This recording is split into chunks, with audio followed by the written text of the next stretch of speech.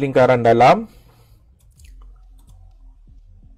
Okey, kurang 50 meter daripada lokasi kejadian.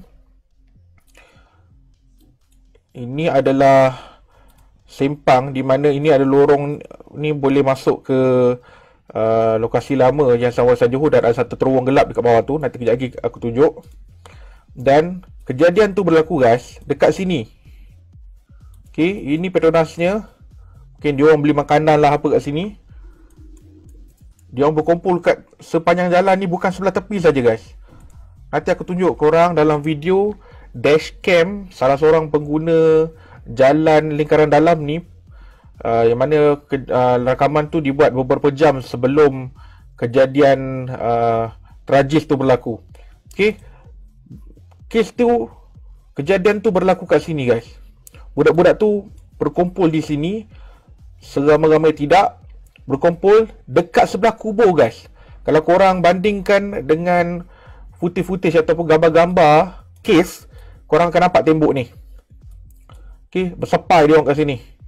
Ada yang terselamat, dia orang pusing-pusing kat sini. Ada beberapa rakaman video, korang cari sendiri dekat YouTube atau dekat Facebook. Okey, dan ketika itu tertuduh seorang berbangsa Cina tu, dia sedang menggunakan lane kiri.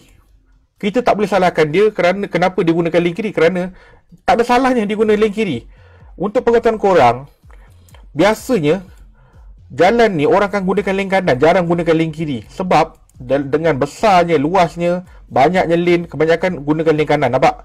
Sebab dia orang laju. Tetapi tertuduh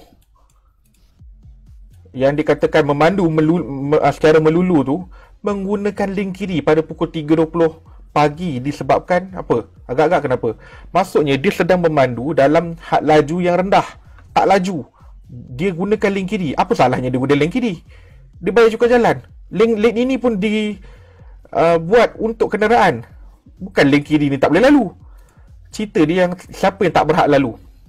Budak-budak bersekala lajak tu, apa hak dia nak gunakan lane ini, nak berada dekat jalan lingkaran dalam ni pada pukul 3.20 pagi dengan basikal lajak dia orang? Okey, berkumpul. Ini kubur Mahmudiah. Kubur Mahmudiah. Okey, ada yang berkumpul kat sebelah kiri, ada yang duduk sebelah kanan, ada yang duduk tengah-tengah.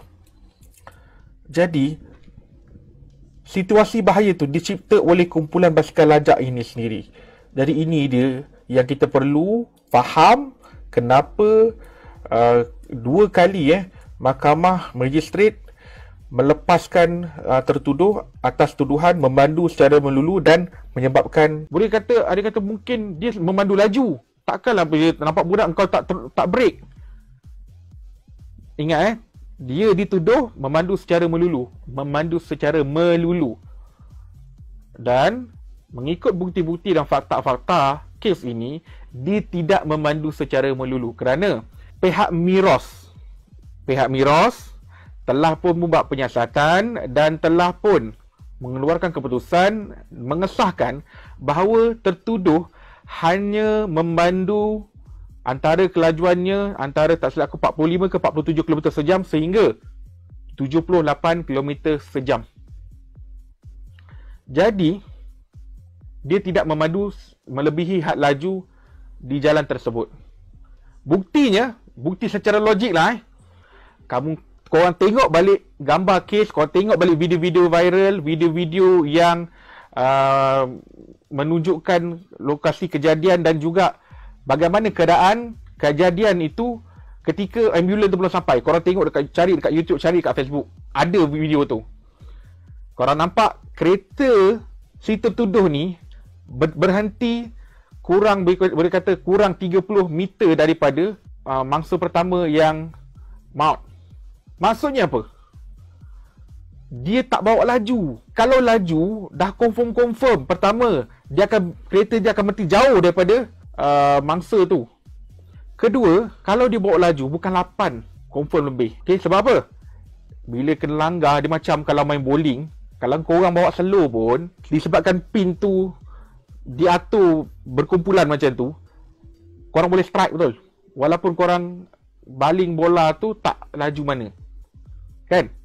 Sama lah dengan apa yang berlaku ni.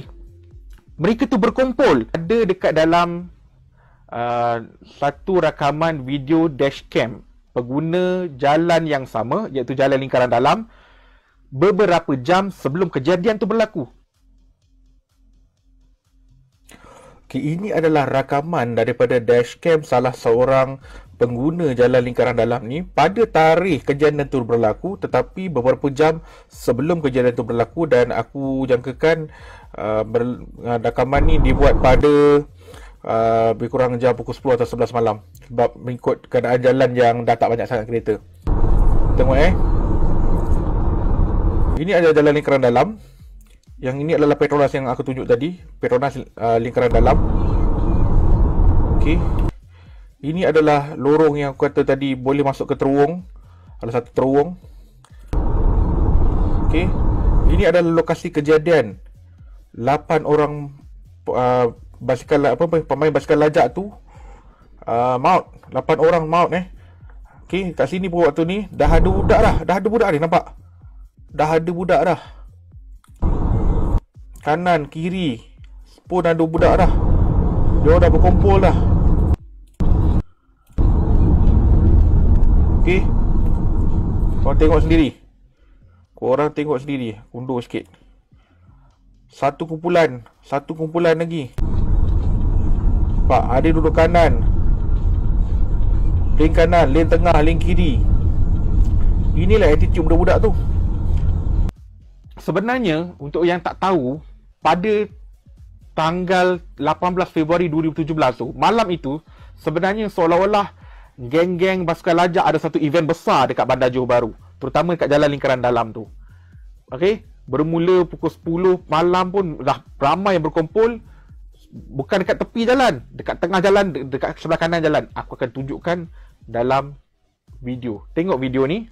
Aku tak tunjukkan full. Korang tengok betul video tu, dan aku akan sediakan link tu dekat bawah.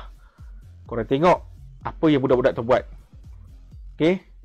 Korang nak tahu tak, kejadian tu berlaku betul-betul di bersebelahan dengan kubu Mahmudiah. Budak-budak tu berkumpul jam 3 pagi. Apa budak-budak buat? Apa kanak-kanak yang di bawah umur antara 14, okey, yang maut antara 14 hingga 17 tahun umurnya. Di bawah 18 tahun. Apa dia buat jam 3 pagi dekat situ? Korang nak persoalan apa? Korang nak kita nak charge tertuduh ni buat salah apa lagi? Ada yang kata, kenapa pukul 3 pagi nak jalan keluar? Adakah dia tak berhak untuk keluar jam 3 pagi? Untuk makluman korang, dia dikatakan baru balik kerja. Malam itu sebenarnya di Johor Bahru ada satu event yang melibatkan keagamaan lah, untuk melibatkan rumah keagamaan Cina lah. Jadi banyak jalan ditutup dan event tu baru tamat tengah malam, dan dia balik kerja ikut jalan itu. Itu bukan jalan yang biasa untuk dia. Okey. Jadi dia berhak untuk gunakan lane kiri, tengah atau kanan, ikut suka dia lah.